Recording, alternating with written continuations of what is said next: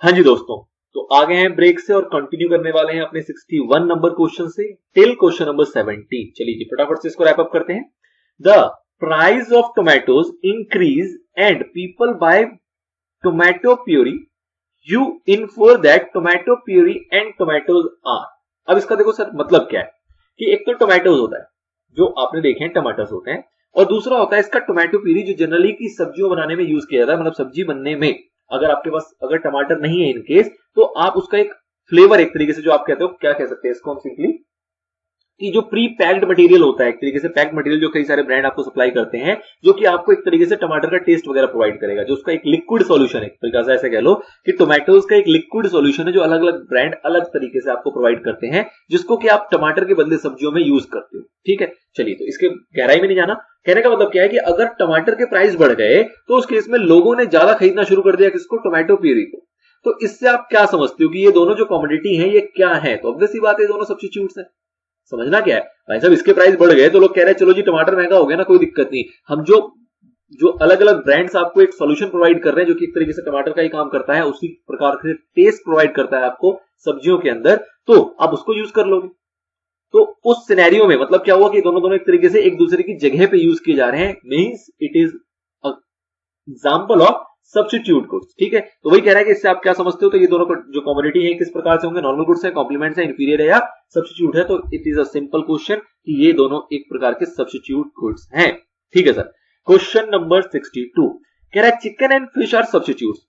पता है हमें दोनों के दोनों नॉनवेज आइटम है और दोनों के दोनों क्या है, सब्स्टिट्यूट्स हैं। कह रहा है the price of chicken increase, अगर चिकन का प्राइस बढ़ जाएगा तो डिमांड फॉर फिश विल, अगर चिकन महंगा हो गया तो लोग क्या करेंगे, चिकन को छोड़ के वो किससे काम चलाएंगे, वो फिश से काम चलाएंगे। तो अगर चिकन की प्राइस बढ़ जाएगी तो फिश की डिमांड क्या होगी? ऑब्वियस ही बात है कि चिकन का प्राइस अगर बढ़ जाएगा तो फिश की डिमांड उससे बढ़ जाएगी। लेकिन आपको जो ऑप्शन दिए गए उसमें इसके अलावा कुछ और चीजें भी एडिशनल इंफॉर्मेशन है, तो आपको उसके अकॉर्डिंग बेस्ट उसमें से निकालना है। ठीक है सर, करते हैं कोशिश, पढ़ते हैं इसके ऑप्शंस को। पहला ऑप्शन है इंक्रीज और decrease but the demand curve for chicken will not change. अच्छा जी, चिकन का प्राइस बढ़ गया लेकिन उसके डिमांड कर्व में कोई चेंज नहीं आएगा, और फिश का जो डिमांड है वो इंक्रीज भी हो सकता है डिक्रीज भी हो जाता है। तो घुमा के बातें कर रहा है, कह रहा है इंक्रीज कर लो डिक्रीज कर लो कोई फर्क नहीं पड़ता, और डिमांड कर्व कह रहा है ऐसे कैसे रहेगा, कतई बेकार बातें बता रहा है। तो छोड़ो इसको, अगला देखते हैं increase and the demand curve for fish will shift rightward. कह रहा है कि इंक्रीज होगा और जो डिमांड कर्व होगा वो शिफ्ट करेगा राइटवर्ड, सीधे हाथ की दिशाओं में जाएगा। ठीक है सर, कह रहा है डिमांड जो फिश का होगा वो चेंज ही नहीं होगा, ये भी वाहियात बातें कर रहा है। चिकन महंगा हो गया, कह रहा है फिश की डिमांड बढ़ेगी नहीं, क्यों नहीं बढ़ेगी भाई, but there will be movement along the demand curve of fish. तो ये अगेन रिजल्ट स्टार्टिंग में ही एब्सर्ड हो गया, इसको पढ़ने की जरूरत नहीं है। Decrease and the demand curve for fish will shift leftward, कह रहा है डिक्रीज हो जाएगा। अच्छा जी, चिकन महंगा हो गया और लोग कहेंगे हम फिश नहीं खाएंगे, चिकन महंगा हो गया हम चिकन ही खाएंगे फिश नहीं खाएंगे, तो ये भी आपको कहीं ना कहीं नालायक वाली बातें कर रहा है। तो एक सिंपली इंटरप्रिटेशन आपको दे रहा है, आपको बी वाला ही पॉइंट। अब इसमें रहा आगे की बात की एनालिसिस, तो आप तो सिंपली अगर देखोगे तो आगे की बात को आप ना भी समझो तो भी आप सही आंसर यहां पे लगा के आओगे। आप बोलोगे 62 का आंसर जो होना चाहिए वो क्या होना चाहिए, आपका बी ही होना चाहिए। लेकिन ये आगे के एनालिसिस क्या, आगे के एनालिसिस ये बता रहा है शिफ्ट के बारे में, जैसे कि आपको पता है क्या, मूवमेंट के बारे में, जहां पर आप देखते हो एक्सपेंशन और कॉन्ट्रैक्शन, जो कि कब होता है, जब फिश की प्राइस की वजह से इसकी डिमांड बढ़ती है या घटती है। लेकिन फिश की प्राइस में कोई चेंज नहीं आया, लेकिन जो इसके सब्स्टिट्यूट थे, मतलब जो इसके रिलेटेड गुड्स थे, उसकी प्राइस में कुछ चेंज हुआ और उसके वजह से फिश की प्राइस या फिश की डिमांड, सॉरी प्राइस नहीं, फिश की डिमांड जो है वो चेंज हो रही है, बढ़ रही है या घट रही है। तो इस सिचुएशन को हम बोलते हैं शिफ्ट इन डिमांड कर्व। और ऑब्वियसली बात है अगर डिमांड बढ़ेगी तो ये राइटवर्ड शिफ्ट करता है, और अगर डिमांड घट रही होती तो ये लेफ्टवर्ड शिफ्ट करता है। तो ये एनालिसिस एक समझाना चाह रहा है आपको। ये क्वेश्चन थोड़ा और टिपिकल किया जा सकता था, बट कहीं ना कहीं कंपैरेटिवली आपको क्वेश्चन आसान से ऑप्शंस के साथ दे दिया गया तो आप इसको इजीली समझ पाए। अदरवाइज इसमें ऑप्शंस कुछ ऐसे टिपिकल हो सकते थे कि एक और ऑप्शन ऐसा होता जिसमें इंक्रीज लिखा होता और उसके अंदर लिखा होता कि the demand curve for fish will shift rightward की जगह पे लिखा होता आपका जो डिमांड कर्व है फिश का वो आपका एक्सपेंड कर रहा है, मतलब एक्सपेंशन हो रहा है डिमांड कर्व के अंदर। तो आप थोड़ा सा कंफ्यूज होते हैं, भाई साहब इंक्रीज भी कह रहा है, दूसरे में भी इंक्रीज कह रहा है, इसमें कह रहा है कि शिफ्ट करेगा राइटवर्ड, उसमें कह रहा है एक्सपेंशन। तो आपको दिमाग लगाना होता है कि भाई साहब एक्सपेंशन कह रहा है तो वो तब होता जब खुद की प्राइस की वजह से इंक्रीज होता, लेकिन यहाँ पे इंक्रीज हो रहा है दूसरे की प्राइस की वजह से, मतलब रिलेटेड गुड्स की प्राइस की वजह से। तो ऑब्वियसली बात है शिफ्ट राइटवर्ड की कैटेगरी है। तो ज्यादा तो नहीं खैर, बट थोड़ा सा इसको और कॉम्प्लिकेटेड किया जा सकता था, कोई बात नहीं, हमें समझ में आ गया। आगे बढ़ते हैं क्वेश्चन नंबर 63 की तरफ। क्या कह रहा है, पोटैटो चिप्स एंड पॉपकॉर्न और सब्स्टिट्यूट। अब ये कुछ मिलते जुलते सवाल चल रहे हैं, देखो जरा। कह रहा है पोटैटो चिप्स जो हैं और जो पॉपकॉर्न होते हैं वो आपस में सब्स्टिट्यूट होते हैं। A rise in the price of potato chips will dash the demand for popcorn and the quantity of popcorn will dash. क्या कह रहा है कि चिप्स के जो प्राइस हैं वो आपके बढ़ गए। अब अगर पोटैटो चिप्स के आपके प्राइस बढ़ जाएंगे तो उससे बताओ क्या होगा। A rise in the price of potato chips will dash the demand for popcorn. तो एक सिंपल आपको इंटरप्रिटेशन निकल के आ रही है कि भाई साहब अगर ये दोनों सब्स्टिट्यूट है और अगर एक सब्स्टिट्यूट का प्राइस आपका बढ़ जाएगा तो जो डिमांड है पॉपकॉर्न का वो क्या होगा। इसको छोड़ दो, अभी इसके आगे की कहानी को छोड़ दो, अभी पहले इतने को समझते हैं कि अगर एक सब्स्टिट्यूट का प्राइस बढ़ जाता है तो उससे दूसरे सब्स्टिट्यूट का डिमांड क्या होता है। तो ऑब्वियस सी बात है डिमांड क्या होता है आपका, इंक्रीज करता है। ठीक है ना, एक अगर महंगा हो गया तो लोग चिप्स को छोड़ के पॉपकॉर्न खाना शुरू कर देंगे तो इसका डिमांड इंक्रीज हो जाएगा। तो ये तो समझ में आ गया। आगे अब देखो इंक्रीज वाला ऑप्शन कहां पर, एक यहां इंक्रीज है, एक यहां इंक्रीज है। अब आगे की एनालिसिस जरूरी है। And the quantity of popcorn will, तो ऑब्वियस सी बात है जब इंक्रीज होगा डिमांड किसका, पॉपकॉर्न का, तो उससे दूसरा इंटरप्रिटेशन क्या निकला है कि पॉपकॉर्न की क्वांटिटी भी तो इंक्रीज होगी। डिमांड इंक्रीज होने से काम थोड़ा चलेगा। अगर हम बात करें कि डिमांड इंक्रीज हो गया तो उसका भी अगला इंटरप्रिटेशन क्या है। आपको ये पता कि एक सब्स्टिट्यूट का प्राइस बढ़ा तो उसका इंटरप्रिटेशन निकल के आया कि भाई साहब दूसरा जो उसका सब्स्टिट्यूट होगा उसकी डिमांड बढ़ जाएगी। अब डिमांड बढ़ने का आउटकम क्या होता है, इसका रिजल्ट क्या होता है कि उस पर्टिकुलर कॉमोडिटी का क्वांटिटी डिमांडेड बढ़ जाएगा। मतलब कि and the quantity of popcorn will obviously increase. तो इसका जो बेस्ट आंसर निकल रहा है वो आपका दोनों इंक्रीज होगा, which means A is the right answer. चलिए जी, बाकी को पढ़ने की ऐसे जरूरत नहीं पड़ी।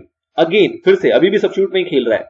कह रहा है the price of orange juice increase the demand for apple juice which. तो again both are juice, apple juice और ऑरेंज जूस, तो कहीं ना कहीं ये सब्स्टिट्यूट कैटेगरी के हैं, कहीं ना कहीं ये सब्स्टिट्यूट कैटेगरी के हैं। और अगर एक सब्स्टिट्यूट का प्राइस बढ़ गया तो डिमांड जो एप्पल जूस का होगा वो क्या होगा, ऑब्वियसली इंक्रीज करेगा। सेम फॉर्मूला लग रहा है जो कि इस क्वेश्चन में लगाया वही आप 64 में भी लगाओगे। तो अगर एक सब्स्टिट्यूट का प्राइस आपका इंक्रीज हो जाता है, बढ़ जाता है, तो उससे जो दूसरा सब्स्टिट्यूट होगा उसका डिमांड जो होगा वो भी क्या होगा आपका, इंक्रीज करेगा। तो option A is the right answer. बाकी को पढ़ने की ऐसा आवश्यकता रही नहीं जाती। चलिए अगला सवाल आता है क्वेश्चन नंबर 65। क्या बात कर रहा है, an increase in demand for computers other thing remain same will. तो बताओ इससे क्या होगा। अब यहां पे ध्यान देना कि डिमांड जो है वो इंक्रीज हुई है कंप्यूटर की और हम कह रहे हैं बाकी किसी भी चीज में कोई चेंज नहीं आया। बाकी किसी भी चीज का मतलब क्या हुआ कि सर जी प्राइस में भी कोई चेंज नहीं है, किसी कॉम्प्लीमेंट्री या किसी सब्स्टिट्यूट गुड्स के अंदर भी कोई चेंज नहीं है। मतलब किसी भी प्रकार से किसी भी फैक्टर्स में, इनकम में कोई चेंज नहीं है, किसी भी फैक्टर्स में कोई चेंज नहीं है। और हमारे जो कंप्यूटर्स है उसकी डिमांड आपकी क्या हो गई है, इंक्रीज हो गई है। तो इससे आप क्या समझते हो, इससे हम समझते हैं कि increase in the number of computer bouts, मतलब कि लोग ज्यादा कंप्यूटर खरीदना शुरू कर देंगे। अच्छा जी, सही सा लग रहा है। अच्छा जी, डिक्रीज द प्राइस बस increase the number of computer bytes, मतलब कि अगर कंप्यूटर की डिमांड बढ़ेगी तो हम पैसे सस्ते कर देंगे। अगर लोग बोल रहे होंगे कि हमें ज्यादा कंप्यूटर खरीदना है और उसकी डिमांड अगर ज्यादा आ रही होगी तो सप्लायर कहेगा अच्छा जी डिमांड ज्यादा हो रही है ना, चलो सस्ता कर देते हैं। क्या ऐसा करेगा? कुछ बात नहीं बन रही, लॉजिकल सा नहीं लग रहा। Increase the price of the computer, ये कुछ ठीक ठीक सा लग रहा है कि भाई साहब प्राइस बढ़ा देगा यार, लग रहा है कि डिमांड बढ़ रही है, हमने तो प्राइस में कुछ किया ही नहीं और लोग ज्यादा कंप्यूटर खरीद रहे हैं। तो सप्लायर क्या सोचेगा कि चलो यार और महंगा कर दो। क्यों महंगा कर दो? क्योंकि भाई साहब कंप्यूटर की सप्लाई कहीं ना कहीं लिमिटेड होगी और अगर उसको ज्यादा सप्लाई करना है या उसको लग रहा है कि भाई साहब मेरी लिमिटेड क्वांटिटी के हिसाब से कंपैरेटिवली डिमांड ज्यादा आ रही है, तो ऑब्वियस सी बात है इस टाइप की सिचुएशन में चीजें महंगी हो जाती हैं। तो मेरे को देखो ये पॉइंट भी ठीक लगा कि लोग ज्यादा कंप्यूटर खरीदेंगे और सप्लायर क्या करेगा उसके अंदर, उसकी प्राइस को बढ़ाने की सोचेगा, मतलब कि आपका प्राइस जो कंप्यूटर का होगा वो बढ़ जाएगा। दो पॉइंट ठीक लग रहे हैं। अब दो तो अपन टिक मार नहीं पाएंगे तो आपको डी ऑप्शन और पढ़ना पड़ेगा। ठीक है, कह रहा है इंक्रीज द प्राइस, यहां से उठा लिया, and number of computer bouts यहां से उठा लिया और दोनों ही इंक्रीज होंगे। क्या ये सही जवाब नहीं है? आप खुद सोचो, क्या ये सही जवाब नहीं है? ये बिल्कुल सही जवाब है और आपका आंसर हो जाएगा डी। सर क्यों हो रहा है ऐसा, एक बार दोबारा समझने की कोशिश करते हैं कि कभी भी किसी कमोडिटी की अगर डिमांड बढ़ेगी तो सप्लायर क्या करेगा। देखो ये ध्यान रखना कि यहाँ पे आपको ना बाकी चीजें कुछ नहीं बताई गई है कि डिमांड क्यों बढ़ रहा है, उसके पीछे रीजन क्या है, लॉ ऑफ डिमांड आपको लगाना है, ऐसा कुछ नहीं है। आप बोलो कि भाई साहब डिमांड बढ़ रही है प्राइस घट जाएगी, ना, प्राइस घटने की वजह से डिमांड नहीं बढ़ी है। आपको क्वेश्चन ये नहीं कह रहा है कि प्राइस घटी इसलिए डिमांड बढ़ गया, अब आप फिर से बोलोगे प्राइस बढ़ा देंगे डिमांड घट जाएगी सर, ना, ये आपको लॉ ऑफ डिमांड लगाने के लिए यहाँ पे नहीं कह रहा है। आप ध्यान रखना कि किसी एक चैप्टर का क्वेश्चन नहीं कर रहे हो, आप एक पूरे मतलब किसी एक यूनिट का क्वेश्चन नहीं कर रहे हो, एक पूरे चैप्टर का क्वेश्चन कर रहे हो जहां पे आपका डिमांड का कॉन्सेप्ट भी लगेगा, कंज्यूमर बिहेवियर का कॉन्सेप्ट भी लगेगा और आपका सप्लाई का कॉन्सेप्ट भी लगेगा। तो आपको उसको समझते हुए अपना आंसर लेना है। ठीक है, तो अगर किसी भी कमोडिटी को, एक सिंपली सोचो, किसी भी कमोडिटी की अगर डिमांड बढ़ती है तो ऑब्वियस सी बात है कि उसकी क्वांटिटी डिमांडेड मार्केट में इतना अवेलेबल नहीं होता। मार्केट में लेट सपोज 1000 यूनिट था, एकदम से लोग खरीदने आ गए, अब खरीदे जा रहे हैं, तो ये जो क्वांटिटी होगा ये आपका कम होने लगेगा। और आपने पढ़ा है कि सप्लाई को शॉर्ट रन में मैनेज नहीं किया जा सकता, सप्लाई को शॉर्ट रन में मैनेज नहीं किया जा सकता। तो इसका रिजल्ट क्या होगा, आउटकम क्या होगा कि भाई साहब सप्लायर जो होगा ना वो दिमाग लगाएगा, कहेगा चलो जी प्राइस को थोड़ा महंगा कर देते हैं, अपने आप ही थोड़ी बहुत डिमांड कम हो जाएगी, तो प्राइस को महंगा करेगा। ये बिल्कुल सही रिजल्ट है। और दूसरा कि भाई साहब डिमांड बढ़ी है, तो एक जनरल इंटरप्रिटेशन है कि जैसी डिमांड बढ़ेगी तो जो उसका क्वांटिटी परचेज होगा, मतलब जो लोग खरीद रहे होंगे नंबर ऑफ कंप्यूटर्स, वो भी आपका ऑटोमेटिकली इंक्रीज कर जाएगा। तो आपका बेस्ट आंसर है डी, जो कि ए और सी दोनों के फीचर्स को इनकॉर्पोरेट कर रहा है। आई होप आपको क्लियर हुआ होगा। रेस्ट स्टिल कोई डाउट अगर रह जाता है तो आप कमेंट में मुझसे पूछें और उसकी चर्चा करेंगे और गहराई में जाने की कोशिश करेंगे, आपके व्यूज को भी उसमें इनकॉर्पोरेट करके फिर समझेंगे उसको कि क्या आप कह रहे हो और क्या मेरे हिसाब से लग रहा है। चलिए नेक्स्ट क्वेश्चन देखते हैं। When total demand for a commodity whose price has fallen increases it is due to, देखो एक स्टेटमेंट है और थोड़ा सा कंफ्यूजिंग स्टेटमेंट है। कह रहा है डिमांड इंक्रीजेस, जब प्राइस जो हुआ वो गिर गया, इसको तोड़ो। Total demand for a commodity whose price has fallen increases, तो ये आप फॉलन इंक्रीजेस को एक साथ नहीं पढ़ना, प्राइस गिर रहा है इसके वजह से उस कमोडिटी की जो डिमांड है वो इंक्रीज हो रही है। तो ऐसा क्यों होता है, इट इज ड्यू टू, क्या रीजन है इसके पीछे कि अगर हम प्राइस को गिरा देते हैं तो डिमांड आपकी बढ़ जाती है, ऐसा क्यों होता है? इनकम इफेक्ट की वजह से होता है सर, क्या सब्स्टिट्यूशन इफेक्ट की वजह से होता है, क्या कॉम्प्लीमेंट्री इफेक्ट की वजह से होता है, या फिर आप प्राइस इफेक्ट की वजह से होता है? तो बच्चा बता देगा कि भाई साहब प्राइस में छेड़खानी कर रहे हो तब डिमांड बढ़ रही है, तो ये किसका इफेक्ट है? ये प्राइस का इफेक्ट है। अगर प्राइस में चेंज कर रहे हो उसके वजह से, प्राइस आप कम कर रहे हो इसकी वजह से अगर डिमांड बढ़ रही है, तो क्या प्रभाव पड़ रहा है, किसकी वजह से ये घटना घट रही है? तो ऑब्वियस सी बात है, इस चीज को तो हम प्राइस इफेक्ट कहते हैं ना, कि प्राइस घटा दो तो डिमांड बढ़ जाती है, प्राइस बढ़ा दो तो डिमांड घट जाती है। तो this is what it is, due to price effect. तो very simple and very easy question, question number 66। Now question number 67 की बात करते हैं। With a fall in the price of a commodity, fall in the price, price आपका अगर कम होगा तो इससे क्या क्या आउटकम निकलते हैं? तो आपके पास 4 ऑप्शंस हैं और आपको इसमें से छांट के बताना है कि क्या आउटकम निकलेगा। कंज्यूमर्स रियल इनकम इंक्रीज, अच्छा जी, अगर कमोडिटी सस्ती हो गई तो कंज्यूमर की इनकम बढ़ जाती है, क्या बातें कर रहा है। आगे देखो, कंज्यूमर्स रियल इनकम डिक्रीज, अबे यार तुम प्राइस में छेड़ रहे हो, प्राइस को कम या ज्यादा कर रहे हो, इनकम कैसे बढ़ जाएगी या घट जाएगी, कैसी कैसी बातें कर रहे हैं। There is no change in the real income of the consumer, ये ठीक लग रहा है कि भाई साहब प्राइस में तुम अगर कमोडिटी को छेड़ोगे तो कंज्यूमर की जो इनकम होगी उसमें कोई चेंज थोड़ा आ जाएगा। प्राइस कमोडिटी की सस्ती हो जाए, महंगी हो जाए, उससे क्या किसी की इनकम बढ़ जाती है क्या? क्या इनकम घट जाती है क्या? नहीं, तो नो चेंज ज्यादा सही लग रहा है। और नन ऑफ द अबव, तो अगर आप इसका आंसर बता रहे हो नो चेंज, तो आप बिल्कुल ही गलत बता रहे हो। क्यों सर, लग तो नो चेंज ही रहा है। तो देखो आपको इसको थोड़ा समझना पड़ेगा, और यहाँ पे इनकम की बात नहीं कर रहा है, यहाँ पे रियल इनकम की बात कर रहा है। सर ये रियल इनकम क्या होता है, तो इसकी इंटरप्रिटेशन आपको दूसरी तरीके से समझनी पड़ेगी। कैसे समझोगे इसको? आप ऐसे समझो कि लेट्स से कि आप 50,000 रुपीज कमाते थे, 50,000 रुपए आप कमाते थे, और आप किसी कमोडिटी पे या कुछ भी जो आपके खर्चे थे वो आपके होते थे, लेट अस अज्यूम 20,000 रुपीज, 50,000 रुपए आप कमाते थे, दिस इज योर इनकम, और आप खर्चे करते थे कितने, 20,000 रुपए का आपका ये एक्सपेंस होता था। अब जो कमोडिटी आप 20,000 रुपए का जनरली हर मंथ खरीदा करते थे, लेकिन क्या हुआ कि प्राइस हो गए सस्ते। आपको मैं इसमें और ब्रेकअप दे दूं तो मैं कहता हूं कि आप 100 यूनिट किसी भी प्रोडक्ट का खरीदते थे जो कि आपको मिलता था कितने का, 1,000 रुपए का, सॉरी 2,000 रुपए का, नहीं 200 रुपए का, ठीक है ना। 100 यूनिट आप कुछ खरीदते थे जो कि आपको मिलता था 200 रुपए का। अब ये 200 रुपए वाला आइटम ना सस्ता हो गया, फॉल हो गया किसके अंदर, प्राइस के अंदर, मतलब ये 200 रुपए का आइटम आपका कितने का हो गया, 180 रुपए का हो गया। तो आपका जो खर्चा पहले 20,000 का हुआ करता था, अब कितने का हो जाएगा सर, ये हो जाएगा 18,000 रुपए, ठीक है। अब इसमें ऐसे समझो कि जब आप 20,000 का खर्चा था तो आपकी सेविंग कितनी होती थी, 30,000 रुपए, 50 में से आपका 20 माइनस होता था, 30,000 की सेविंग होती थी। अब जब आपका 18 का खर्चा हो गया तो आपकी सेविंग कितनी हो जाएगी, 32,000 रुपए। तो क्या जो आप पहले 30 सेव कर पाते थे, क्या आप 32 सेव कर पा रहे हो? मतलब क्या कि आपने 2,000 रुपए की बचत कर ली, 2,000 रुपए की बचत कर ली।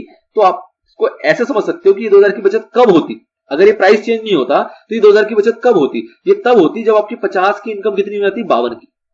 अगर 50 की इनकम मेरी 52 की हो जाती और 20 का मेरा खर्च होता, तब जाके मैं 32,000 सेव कर पाता, जो कि बिना इनकम के बढ़े ही मैं 32,000 सेव कर पा रहा हूं। मतलब कि ये प्राइस के कम होने से कहीं ना कहीं वो रिजल्ट मिल रहा है जो कि इनकम के बढ़ने से मिलता।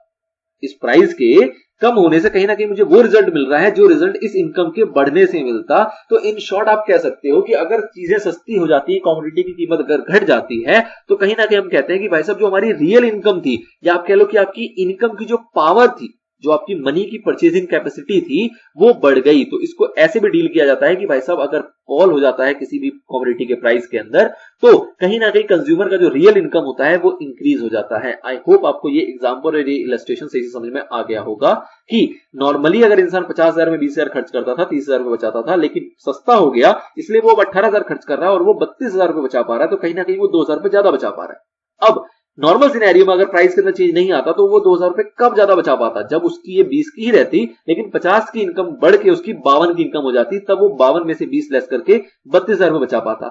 लेकिन एक्चुअल में तो इनकम बढ़ी नहीं है, प्राइस सस्ता हुआ है। तो हम इसको क्या समझ सकते हैं कि भाई साहब इनकम बढ़ने से जो हमें 2000 का बेनिफिट मिलता वो प्राइस के कम होने से भी मिल रहा है। तो इसको ऐसे इंटरप्रेट किया जा सकता है कि कहीं ना कहीं एज्यूम कर लो कि आपकी इनकम बढ़ गई, प्राइस मान लो उतना ही आपकी इनकम बढ़ गई, क्योंकि नटशेल में आपकी क्या हो रही है, सेविंग आपकी 2000 से बढ़ जा रही है। तो इसलिए कहा जाता है कि अगर फॉल होगा हमारी कमोडिटी का प्राइस तो उसका एक इंटरप्रिटेशन होता है कि कहीं ना कहीं कंज्यूमर का जो रियल इनकम था वो आपका इंक्रीज हो गया। चलिए सर, बहुत बेहतरीन तरीके से हमें ये समझ में आ गया है। अगला सवाल देखते हैं, क्वेश्चन नंबर 68 कह रहा है with an increase in the price of diamond, कह रहा है डायमंड की प्राइस जो है वो इंक्रीज हो गई, the quantity demanded also increase, quantity demanded भी इंक्रीज हो गया, this is because it is a, बताओ ऐसा क्यों हुआ, ये डिमांड डायमंड जो है ये कैसा है, ऐसा हो रहा है, this is because it is a, ये कैसा गुड्स है आपका, सब्स्टिट्यूट गुड्स था इसलिए ऐसा हुआ, कॉम्प्लीमेंट्री था इसलिए ऐसा हुआ, कॉस्पिशियस था इसलिए ऐसा हुआ, या नन ऑफ द अबव। तो ऑब्वियस सी बात आपको पता है कि डायमंड जो होते हैं वो आपके प्रेस्टीज गुड्स होते हैं या कॉस्पिशियस गुड्स होते हैं, और इनके साथ यही रूल लगता है कि अगर इसको हम महंगा कर दें तो इसकी डिमांड और बढ़ जाती है, इसको अगर हम महंगा कर दें तो इसकी डिमांड और बढ़ जाती है। आपको ध्यान रखना है कि कॉस्पिशियस गुड्स के आपने कुछ सिनोनिम पढ़े थे पीछे कुछ सवाल के अंदर, जिसमें आपने देखा था कि प्रेस्टिजियस गुड्स को आप कॉस्पिशियस गुड्स को आप प्रेस्टीज गुड्स भी कहते हो, स्नॉब गुड्स भी कहते हो, वेबलेन गुड्स भी कहते हो। तो ये सारे नाम आपको याद रखने हैं, मैंने एक बार दोबारा से इसको रिपीट कर दिया ताकि आपके दिमाग में दोबारा से रिफ्रेश हो जाए। तो ये सिंपल रूल है आपका कॉस्पिशियस गुड्स का कि भाई साहब अगर वो और महंगा हो जाएगा तो उसकी क्वांटिटी डिमांडेड और बढ़ जाती है। तो ऐसा इसलिए होता है क्योंकि जो डायमंड है हमारा वो एक प्रकार का क्या है, कॉस्पिशियस या फिर प्रेस्टीज गुड्स कहलाता है। चलिए सर, अगले सवाल की तरफ आते हैं। An example of a goods that exhibit direct price demand relationship is, कह रहा है कि एग्जाम्पल बताओ ऐसे गुड्स का जो आपका डायरेक्ट प्राइस डिमांड रिलेशनशिप बताता है। ठीक है, अब डायरेक्ट प्राइस डिमांड रिलेशनशिप का क्या मतलब है सर, कि अगर प्राइस बढ़ती है तो डिमांड बढ़ जाती है और अगर प्राइस घटती है तो डिमांड घट जाती है। ऐसा तो हमने ऊपर देखा कि प्राइस बढ़ रही है तो इसकी क्वांटिटी डिमांड बढ़ गई, और प्राइस अगर घट जाएगी तो हो सकता है क्वांटिटी डिमांड घट जाएगी, हो सकता है कि घटती है, ऑब्वियसली कॉस्पिशियस गुड्स में तो ऐसा होता है। लेकिन देखो कॉस्पिशियस गुड्स यहाँ के ऑप्शन में ही नहीं है, तो हम क्या नन ऑफ द अबव लगा दें, क्या हम नन ऑफ द अबव का ऑप्शन लगा दें, क्योंकि कॉस्पिशियस में ऐसा होता है, कॉस्पिशियस आपको दे नहीं रखा तो आप लगा दो नन ऑफ द अबव, तो ये आपका हो जाएगा गलत। क्यों सर, क्योंकि आप देखो ना पहले जो 3 ऑप्शन दे रखे क्या वहां कहीं सेट बैठ रहा है ये रूल, तो बिल्कुल सही बैठेगा, कहां बैठेगा, गिवन गुड्स के ऊपर। आपको याद होगा मैंने क्वेश्चन नंबर मेरे ख्याल से 41 देखा था, जहां मैंने गिवन गुड्स की अच्छी खासी चर्चा की थी इसी सीरीज में, क्वेश्चन नंबर 41। उस चर्चा में मैंने आपको बताया था कि सर गिवन गुड्स का एक एग्जांपल होता है राइस, जिसमें क्या रूल एप्लीकेबल होता है कि अगर 40 रुपीज केजी के हिसाब से कोई राइस है, 40 रुपीज पर केजी के हिसाब से अगर कोई राइस बिक रहा है, और अगर इसी को मैं कह दूं कि 45 रुपीज पर केजी के हिसाब से बिकेगा, तो जितनी क्वांटिटी डिमांडेड थी लेट्स से 100 केजी, वो आपकी बढ़ के 45 में आपकी 150 केजी हो जाती है। यही क्वालिटी और यही रूल है जो एप्लीकेबल होता है गिवन गुड्स के ऊपर, कि जैसे ही गिवन गुड्स की प्राइस बढ़ती है उसकी क्वांटिटी डिमांडेड बढ़ जाती है। तो ये इसकी अच्छाई है, ये इंफीरियर गुड्स का पार्ट है, लेकिन ये इंफीरियर गुड्स की कैटेगरी में ही नहीं आता, ये उसका एक अंश है। ठीक है सर, तो इसलिए यहां पे जो रूल बात कर रहा है कि डायरेक्ट प्राइस डिमांड रिलेशनशिप इनमें से किसमें होता है, तो ऑब्वियस बात है कॉम्प्लीमेंट्री और सब्स्टिट्यूट में तो होता ही नहीं, कॉम्प्लीमेंट्री और सब्स्टिट्यूट में तो ऐसा रूल लगता ही नहीं है। लेकिन आपको पता है कॉस्पिशियस में लगता है, और दूसरा ही इंफीरियर गिवन गुड्स के अंदर भी ये रूल आपका एप्लीकेबल होता है। तो इसलिए आपको यहाँ पे एग्जांपल दे रखा है, और ये आपका यहाँ पे बेस्ट आंसर होगा, आपको नन ऑफ द अबव में नहीं जाना। नन ऑफ द अबव में कब जाते, जब आपको यहाँ पे गिवन भी नहीं दिया होता और कॉस्पिशियस भी दिया होता, तब आप बोलते कि आंसर होगा आपका नन ऑफ द अबव। ठीक है सर, ये पुरानी बातें थी, हमने रिपीट कर लिया, और गिवन गुड्स के इसके नेचर को और इसके रिलेशनशिप को हमने समझा, और उससे हमें पता लगा कि भाई साहब गिवन गुड्स जो है वो प्राइस और डिमांड के बीच में डायरेक्ट रिलेशनशिप देता है। डायरेक्ट रिलेशनशिप मतलब प्राइस बढ़ेगा तो डिमांड बढ़ेगा, प्राइस घटेगी तो डिमांड घट जाएगी। अगला और लास्ट सवाल इस सीरीज का देखते हैं फटाफट से। In economics when demand for a commodity increase with a fall in its price it is known as, कह रहा है कि अगर कमोडिटी की प्राइस बढ़ जाती है, कमोडिटी की डिमांड अगर बढ़ जाती है, क्यों, क्योंकि उसकी प्राइस घट गई, उसकी प्राइस आपकी घट गई, तो इसको हम क्या कहते हैं, इसको कॉन्ट्रैक्शन कहते हैं, इसको एक्सपेंशन कहते हैं, इसको नो चेंज कहते हैं, इसको नॉन ऑफ द अबव कहते हैं। बहुत ही सरल बहुत ही आसान क्वेश्चन, और इस मुद्दे के ऊपर हमने बतेरी चर्चा कर ली पीछे। ठीक है, तो क्या कह रहा है कि भाई साहब पहले तो बात देखो कि डिमांड जो हो रही है कमोडिटी की वो इंक्रीज हो रही है, तो क्या कभी भी कॉन्ट्रैक्शन हो सकता है? बिल्कुल भी नहीं। डिमांड जब इंक्रीज हो रही है तो आप बोल दोगे कि कोई चेंज नहीं हो रहा? बिल्कुल भी नहीं। नन ऑफ द अबव का कोई ऑप्शन ही नहीं है यहाँ पे, मतलब सवाल ही नहीं उठता, क्योंकि आपको एक्सपेंशन यहाँ पे गिवन है। तो ऑब्वियस सी बात है, जब डिमांड इंक्रीज होगा तो रिजल्ट आपका एक्सपेंशन ही होगा। लेकिन हमें देखना होता है कि किसकी वजह से हो रहा है, रीजन क्या है, फैक्टर क्या है। तो फैक्टर यहाँ पे पता लग रहा है आपको कि उसका खुद का प्राइस है, तो खुद का प्राइस होता है तो ऑब्वियसली बात है एक्सपेंशन कॉन्ट्रैक्शन की बात होती है, यहाँ इंक्रीज है तो इसलिए एक्सपेंशन की बात होगी। लेकिन अगर मान लो कोई रिलेटेड गुड्स का प्राइस होता और उसके वजह से अगर इसकी डिमांड बढ़ रही होती, तो आप उसको एक्सपेंशन नहीं बोलते, उसको बोलते हैं आप शिफ्ट इन डिमांड कर्व या फिर इंक्रीज इन डिमांड कर्व। ठीक है ना, वो आपका राइट वर्ड शिफ्ट करता है जिसको हम बोलते हैं इंक्रीज इन डिमांड कर्व। तो इसलिए अगर ऑप्शन में यहाँ पे एक्सपेंशन के साथ साथ इंक्रीज भी दिया होता तब आप थोड़ा सा दिमाग लगाते और सोचते कि भाई साहब एक्सपेंशन कब होता है, जब उसकी प्राइस की वजह से ही फर्क आता है, और शिफ्ट कब होता है जब उसकी प्राइस के अलावा बाकी किसी भी फैक्टर्स की वजह से आपकी जो डिमांड होती है वो इंक्रीज होती है, तब हम उसको बोलते हैं कि वो इंक्रीज इन डिमांड हो रहा है। ठीक है ना, लेकिन यहाँ पे इन्होंने बहुत आसान बना दिया, यहाँ पे आपको एक्सपेंशन सीधा सीधा दे दिया, कॉन्ट्रैक्शन कभी भी नहीं होगा, नो चेंज का मतलब ही नहीं है, तो आप आराम से चुन सकते हो अपने आंसर को। ऑल्दो मैंने आपको बता दिया कि इसके अंदर अगर एक टेक्निकलिटी होती तो भी आपका आंसर यही रहता, और तब आप किसके मदद से पहचानते वो चीज भी आपको मैंने यहाँ पे क्लियर कर दिया है। पहुंच गए हम क्वेश्चन नंबर 70 तक। लेते हैं एक छोटा सा ब्रेक और कवर करते हैं बाकी को नेक्स्ट पार्ट में। Till then stay connected.